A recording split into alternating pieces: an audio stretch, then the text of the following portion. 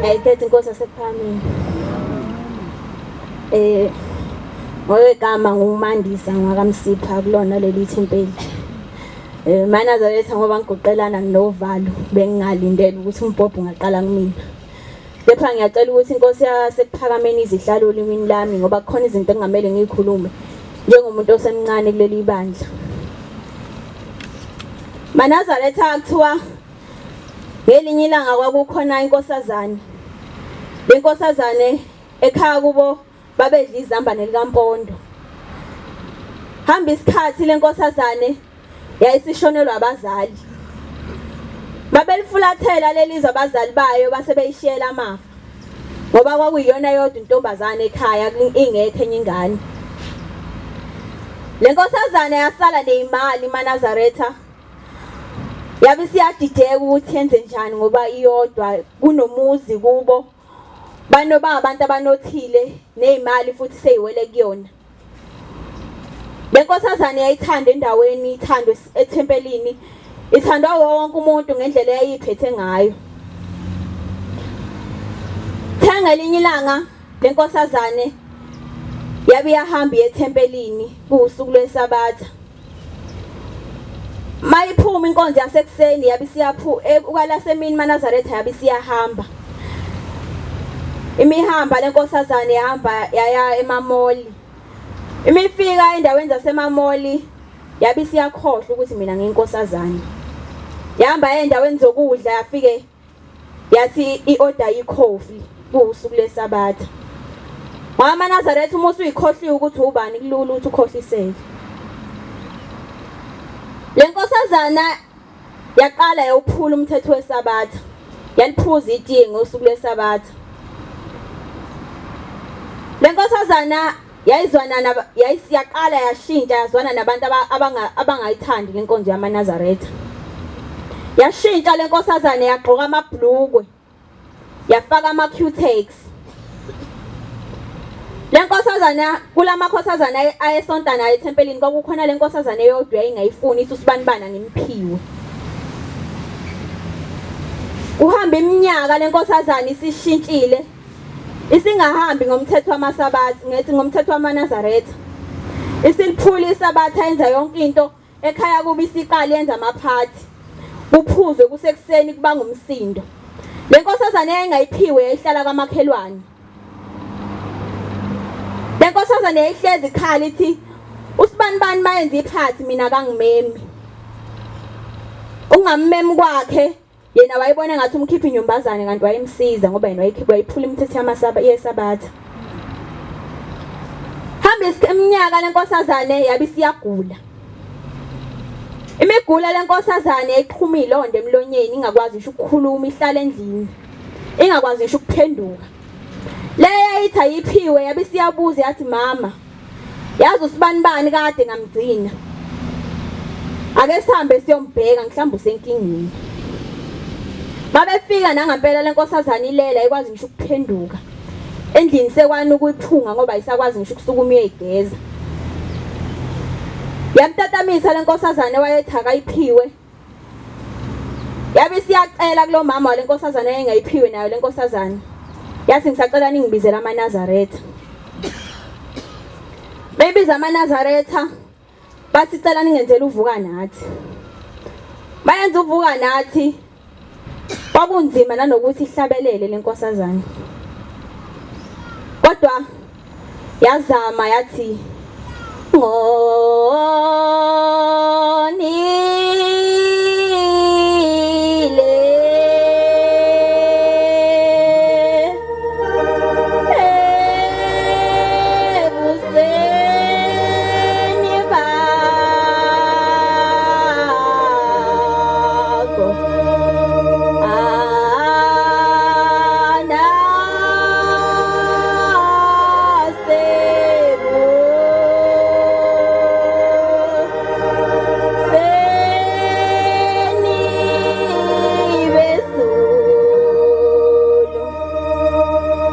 Nkosazana aManazaretha sekuphele amasonto ngihleli la endlini ngingazi nanokuthi ngizobiza abani esabele kephi ngoba mina abami abazali sebalifulathele lo baba omkhulu. bekunzima nanokuthi ngiyocela usizo kwamakhelwane ngoba ngathi inkosazane yakhona angiyiphiwe ngoba ekhaya kubo badla imbuya ngothi mina kanti ngumuntu ocebile. Yathi kodwa uyena lenkosazane bengayiphiwe ebonile ukuthi usibanibana sisamazi okusho khona ukuthi khona into engahambi kahle.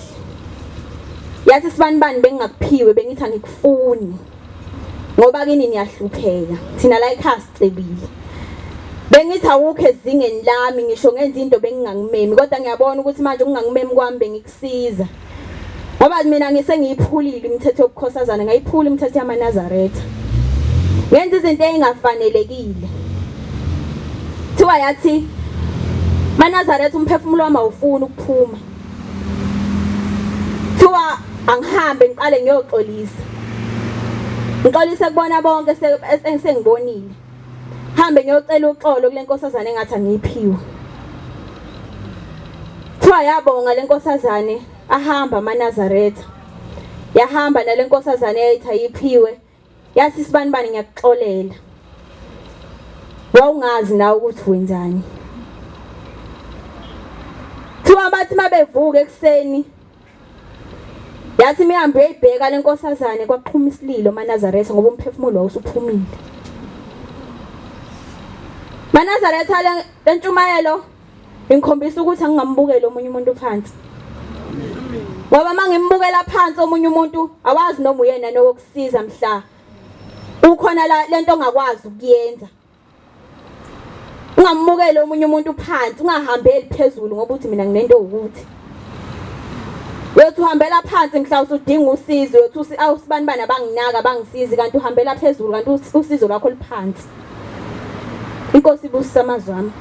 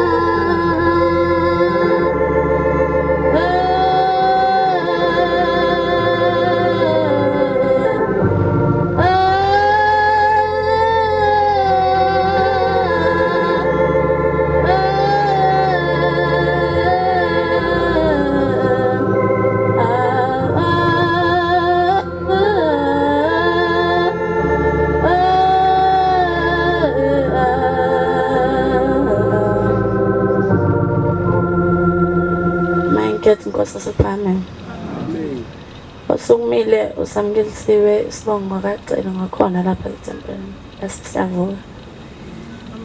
maNazaretha nama ngisukumi nokuningi phambi ngisukuma nokubonga uShembe sangigcinile wazafika isikhathi nomndeni wami. maNazaretha kuthiwa ngenye emini kwakhona inkosazane. Le nkosazane iyayifunda isiqedile esikoleni sifuna ukuyofundela umsebenzi. Mayihamba le nkosazane ihambe euniversity ifunde inkosazana ifunde njalo mekuyisekuseni ifundisiwe kubo kwayo ukuthi kuyathandaza ngaso sonke isikhathi. Njalo mekuyisekuseni ivuka ithi vuka nathi so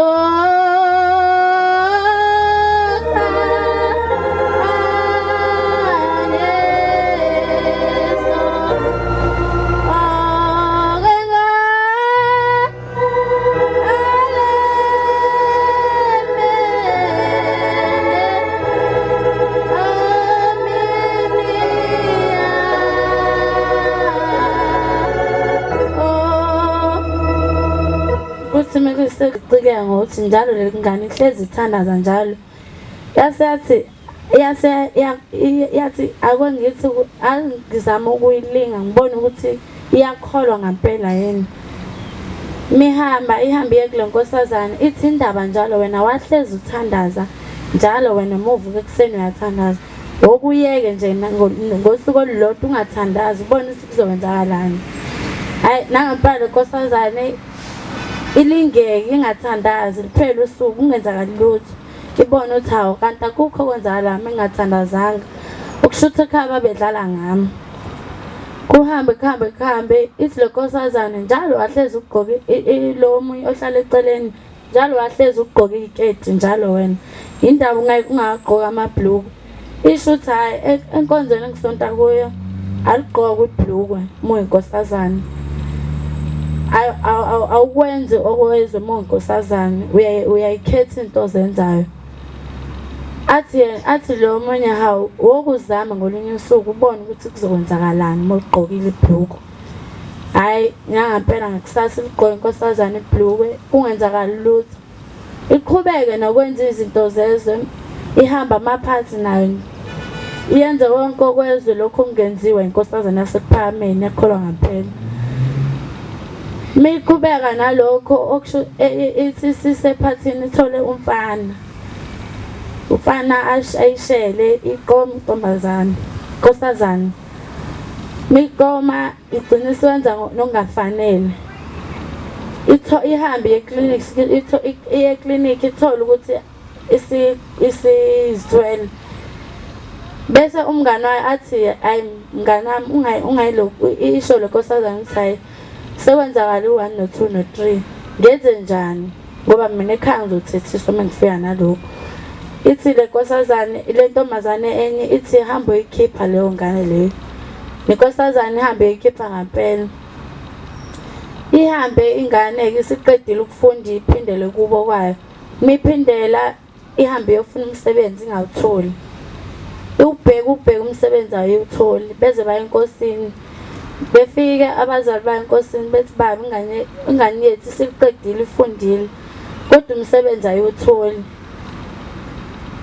Ithi ethu baba itshela ingane yenu ukuthi ayivuke kusasa ihambe iye eBria ifike ime khona umlungu ozoqhamuka ozoyinika umsebenzi. Ihambe nangempela inkosazana yenze njalo. Mifika iphiso umchamo ihambe etoilet. Mifika etoilet ithi yangena etoilet kugcwele igazi ikhala ingane phakathi etoilet. Iphinde iphume ime ngaphandle. Kungena omunye mese phuma loyo ongenile abuza ukuthi hawu ayikho into ayibonile phakathi. Ethi cha.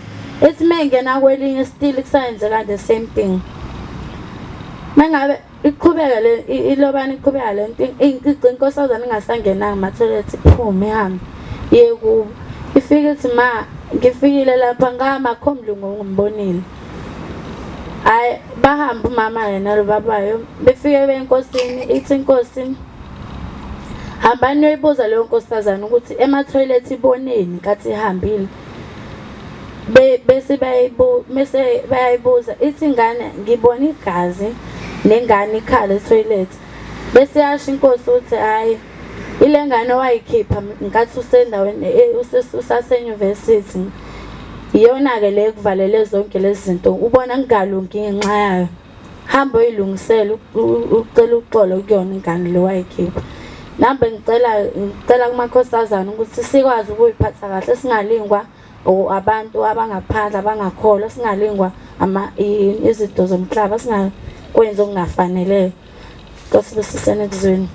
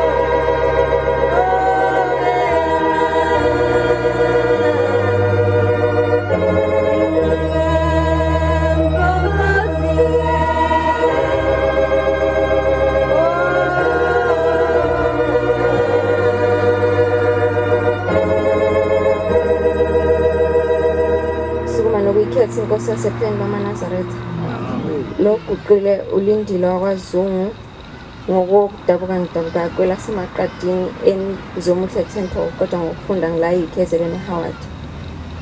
EMaNazaretha ngisukuma nokubonga kakhulu Inkosi yasePheni bamaNazaretha kuningi ke okuhle singenzele kona kodwa kunendaba nje eyodwa engingithanda ukudlula kuyona ngoba ngithi mangiyibhekisisa ngibone uthando uShembe ngithanda ngalo. Ngonyaka 2011 ekhaya sadlulela ugogo emhlabeni. Ngithanda ukukhuluma le ndaba. Sadlulela ugogo emhlabeni sekuphele isikhathi nje edlulile. Ngimphupha uthula kakhulu noma umbone ukuthi khona akushoyo kodwa angimuzi ukuthi uthini. Kwesinye isikhathi ke umbone ukuthi uyafuna ukukhuluma kodwa mhlambe ngathi umlomo awuqaqeki. Le ndaba ingiphathe kabuhlungu ngihlale njalo ngiyinikelele. Noma ngisethempelini noma ngikephi ngihlale nginikele lonke le ndaba ukuthi uShembe ngicela ukuthi ngelinye ilanga amkhumbule lapha khona. Mayingahleli kahle mayibophekile bese yamkhulula ukuze ngelinye ilanga azokwazi ukuthi ngimuzwe mayikhuluma. Kwahamba ke isikhathi eMaNazaretha kwasesinye isikhathi ngisekhaya ngigodukile ebusuku ngilele ngaphupha ngathi ezansi la sijala ukugibela khona kuyistop sangasekhaya ngathi ke khona ubaba khona ngathi kuyanikeliswa ezansi nami ngase ngiphuma ke ngigijima ke ngithi ngiyonikela ebusuku ngangilele eMaNazaretha kwakuyisibonakaliso. Mengihamba ke ngiyonikela ke ngifike khona lapha ezansi kugcwele abantu ke nami bese ngiyanikela ngithi ngicela ukuthi uNkulunkulu ke angisize ukuthi ngiphase esikoleni. Ngathi senginikelele lokho ke uShembe waseyangibuza ukuthi ugogo wakho lo zala umama yena. Ngathi ngithi mina ngiyacela ukuthi naye lapha khona bese yakhululeka. Lokho kumina kwaveza isithombe sokuthi ke uShembe uhlale khona kumuntu futhi uyakwazi sicabangana nesidlinza ngakho nesicelayo nesikufisayo. Lokho kwangibonisa ukuthi uShembe uyakwazi ukuhlala enhlizweni yomuntu abone ukuthi ufisani ngaso sonke isikhathi. Ngoba lokho mina ngangicela ukuthi ngicela ukuphasa esikoleni yena waseyangibuza ukuthi ugogo ozala umama yena. Ebuza yona lento engihlezi ngicabanga ngihlezi ngikhulekela futhi ngihlezi nginikelela. Ngalokho eMaNazaretha ngicela sazi ukuthi uShembe uyahlala kuthina futhi uhlala enhlizweni. Ngakho kumele inhliziyo yethu ihlale ihlanzekile ngaso sonke isikhathi ihlale ihlambulukile. Ungasho ukuthi uSibani bana ngimthanda ngimphiwe ngimzonda ngenhliziyo yami yonke. Mase uzonda umuntu uShembe akahlalele. Ngoba uShembe ngeke ahlale kuleyo nhliziyo wena le ozonda ngayo abantu. Ngiyacela futhi eMaNazaretha ukuthi sifundise ukubonga.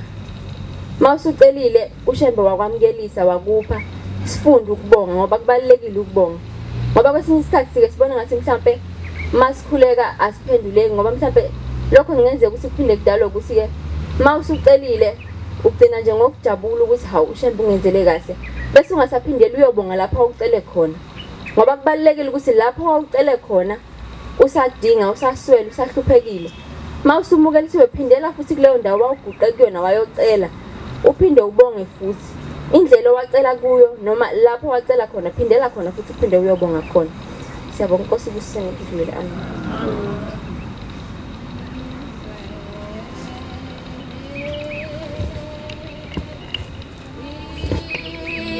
Milomo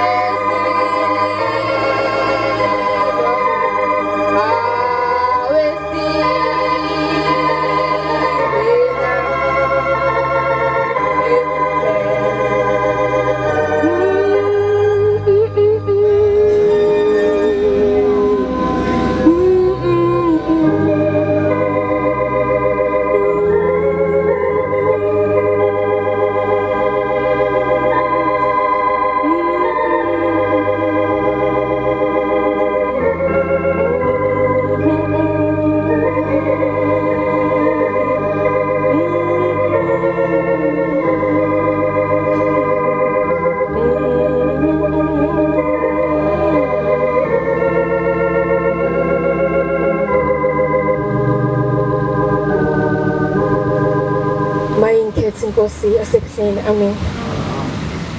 Lo guqile uSimpiwe uLwandle wakashozi ekhaya kusengunyameni kodwa ngisabatha esazisweni emlazi kwaW.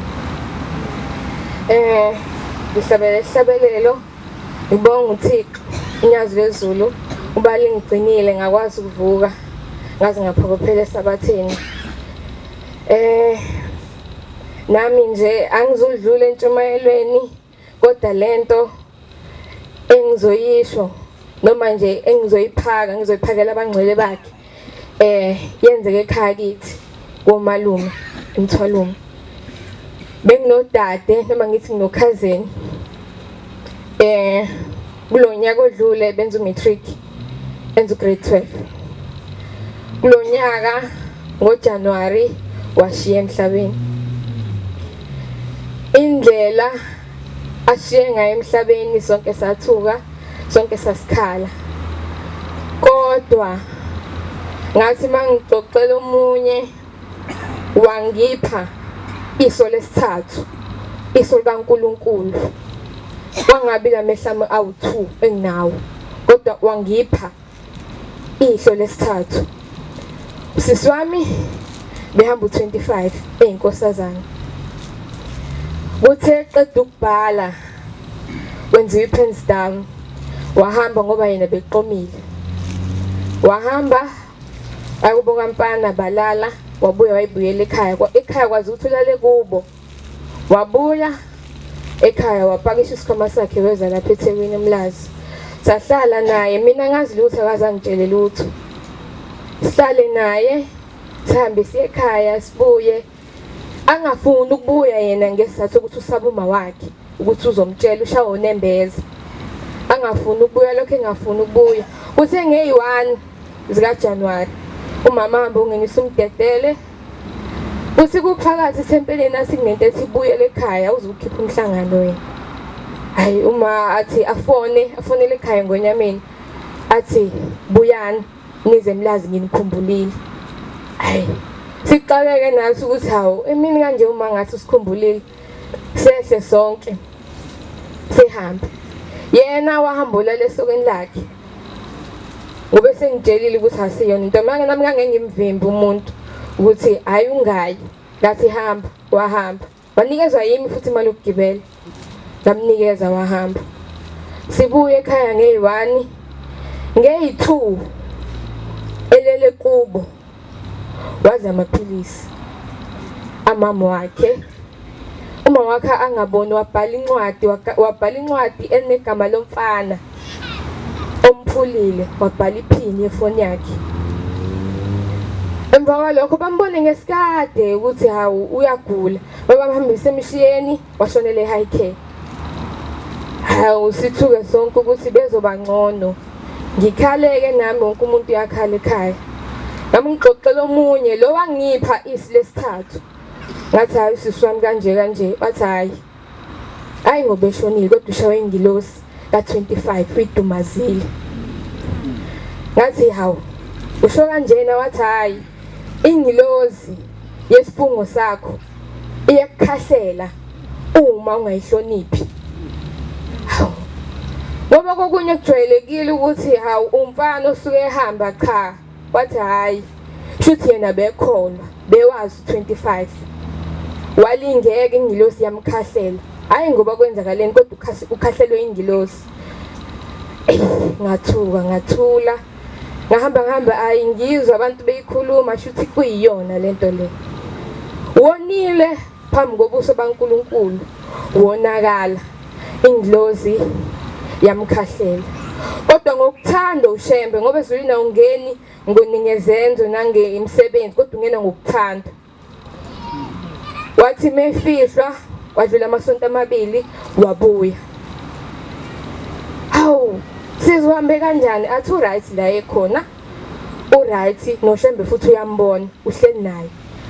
Hawu osine sesibuka ukuthini siyahlulela ukuthi wonile kanti uthanda uShembe. Ngiyacela ke nathi maNazaretha angispecialize ukuthi khona u25 cha sisonke ngoba kuyinkonzo yesabatha inkonzo yokuyalana sisodwa. Inkonzo ukusho ukuthi uNkulunkulu kwenzeleni. Akuyona inkonzo ukuthi wena uzokhuluma nje ngezenzo zakho ugxeka abantu wehlulela abantu. Inkonzo ukuthi siyalane sibuyisane. Kodwa uShembe wamthanda wakwazi ukuthi abuye wasitshela futhi ukuthi hayi uright yena lapha ekhona. Ngiphinde uManazaretha ihlo lesithathu angeke silibone ngamehlo elikaNkulunkulu kaMoya oNgcwele elokuprove ukuthi wena uyikholwa na. Uma uzokwenza izinto wenze ungasilona ikholwa, wena ugqoka ingubo emhlophe nje kuphela, awunalo ihlo lesithathu, kufanele ulifune. Siyakujulayi, amen. Siyakujulayi, abantu bayathanda ukuqinelana inhliziyo, ila kudingeka khona-ke ihlo lesithathu. Ungathi wena uma ukujulayi wena ufuna ukushaya, wena ufuna kuziwe wena kuphela. Kuyabekezelelana emzini kaNkulunkulu ngoba lapha siyoloba amagama ethu. Nkosi kuzwile.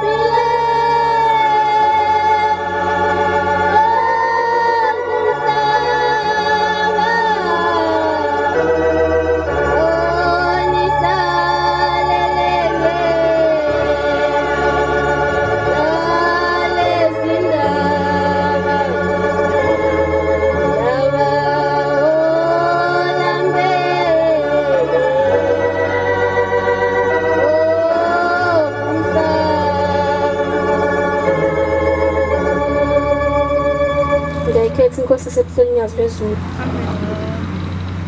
Ngicela ukuthi uShembe ahlalele imini lwami ukuthi konke ngizokushumayela kungaba ukuthi kuzokhipha umndeni wami ezulwini, kube ukuthi uzofaka kuthi nabangcwele, kungaba ukuthi ngizokhuluma ngizobahlubula, kodwa kube ukuthi kuzohamba kubaphilisile enhlizweni. Udadewethu kasukuma ukhuluma indaba enkulu enhliziyo. Kwase kuvuka enye intshumayelo yasho inkosana yakaqili.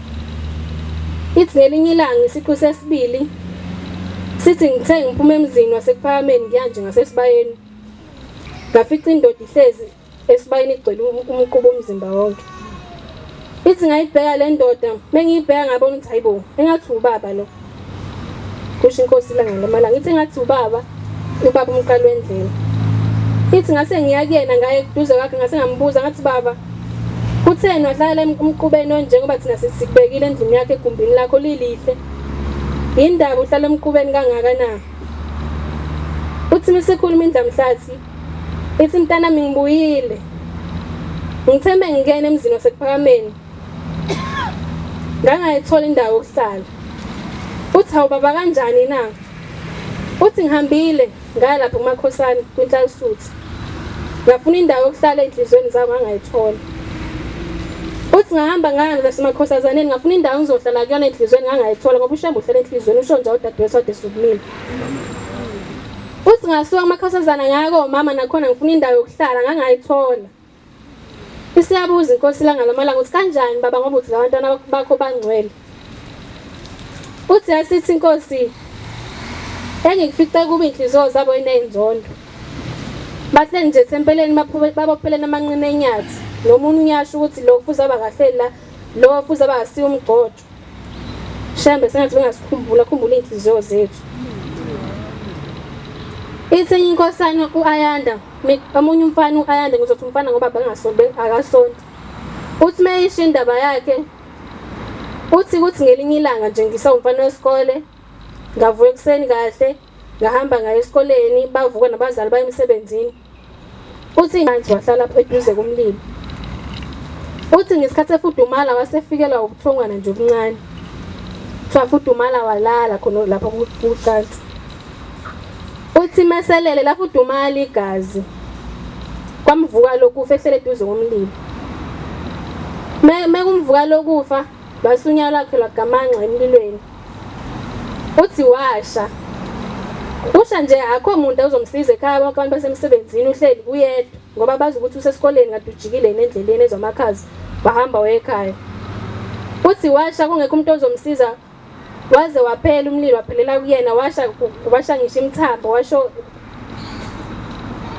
uthi mebebuya kubo ntambama hayibo kuvuliwe kanjani waphela sabesikhile sonke uthi mefika wafica ingane ilele emlilweni ithuli nje uthi bayithatha ke ambulance bayise esibhedlela bafika esibhedlela bamdlulisa bamise eKing Edward naseKing Edward bathi angangawo bamdlulisa bamisa kwezinye izinkulu hayi bafika kulezo ibhedlela bampandisha bamenza yonke into base bamzamela udokotela ozomnquma lo mlenze wakwangazi wayengasekho into abasezoyenza ngawo uthi wayethi mangabe shintsha ibhandishi akhali iwodi lonke ngoba kwakuxebuka inyama kuxebuka nebhandishi hayi zidlule izinsuku zidlule amasonto belindile ukuthi uzonqunywa umlenze kuthi nje ngolunye usuke ilalele ebusuku ngabo 10 uthi kwafika kena nje indoda engayazi uthi athi umntanami nje kanti limane kangaka uthi mina sengifikile ngudokotela ngizokusiza khululeka ngizobuya ngo12 ngisalanda izinto engizoyilungisa esho 12 asebusuku le ndoda le uthi nangempela yafika le ndoda ebusuku ngo12 yafika iphethe briefcase le briefcase uthi khona yonke into ayizoyisebenzisa ukuthi imsizi uAyanda uthi yase yamthatha yathi mntanami hlezi ngizwa mengabe bekushintsha ibhandishi ukhala uthi mina ke ngizokujova ngomjovo amasezulwini ngeke uzubuze bonke lobuhlungu uthi wasathatha isigqoko sakhe le ndoda ayifaka isigqoko esinophapha ekhanda yasalithatha lesigqoko yasibeka esifubeni sakhe uAyanda uthi ngavele nje ngazumeka uthi ngiyaqala le ndoda yavula ibriefcase yaxova udaka lolukhona ku yaxova ubumba lolukuleli briefcase uthi yaxova ubumba yamfaka lona kulomlenze lo wayezonqunywa kona oyeshilo uthi ngiphaphama le ndoda yaxova ubumba ngazi kwenzakala kodwa ubhlungu angibuza ngisho ngithinta uxove leli ubumba inamathisele kule sitho lesashe kusona uAyanda uthi awunakusengikhohla uthi ngithathe nazi intambo uthi akhiphi iwaya wogesi yamfaka athi lena ke ngizokwenza kube yisipha yakho nemthamba yakho ngoba bisishile uthi yamfaka emthiwe lemsipha yamfaka yaqeda yamnamathisela lonke lwahlangana unyawo ngempela uthi wasephuma akhumbula ukuthi hayibo sengikhohle ukufaka idolo sengikhohle ukuthi idolo awunalo uthi wasekhipha into engathi itennis walifaka lapha edoleni lakho uAyanda wathi leli dolo ngikupha lona ukuthi uhambe ufakaze ngami ukuthi ngafika ungaze kanjani uthi wasesuka wathi mefika abantu uzothi ubani ukufakela umlenze lo uthi wathi uAyanda ngazi ngizothi kufike ba uthi bothi kufike mina nguShembe uthi wasesuka ngempela mephenduka umjiva wakhe ngemuva ubhaliwe ukuthi Shembe waphuma wahamba uthi mekufika onese eksena bangena ishift asekuseni baxaye uthi wodini kwangcola kangaka bathethe uthi ubani lo muntu kade efikela engene le shift washe amabhandishi engcole kanje engasaqoqanga base bathi mebethi bayabuka bakubona uAyanda eqhamuka ngase-toilet ehambele ngenyawo zakhe uthi wathi kunesi wathi Ayanda ngoba wena kade uhleli lapha umlenze wakho ule ngaphezulu sekwenze njani ubani manje sekufaka umlenze wathi Ayanda kufika indoda yathi uShembe yona efika ngifaka lo mlenze wase babaza kakhulu nesi wathi hayi ungasho njalo bothi kufika uJesu mekufika abantu bothi kufika uJesu ungasho ukuthi uShembe uthi wathi Ayanda mengithi ngizothi kufika uJesu mesifika le ndoda ingithatha lonyawo layo ngizothi mina bekade kwenze njani Shembe manazaretha angazi mesingamboni ukuthi uNkulunkulu so sibone kanjani ngoba usayibonakaliswe ngazo zonke indlela inkosazane eguqile yakangema kanyisweni thempeli kuba umshumayeli ucele kodwa ngokufunda ngila eKUSENI Howard kwesibuseni kuzwile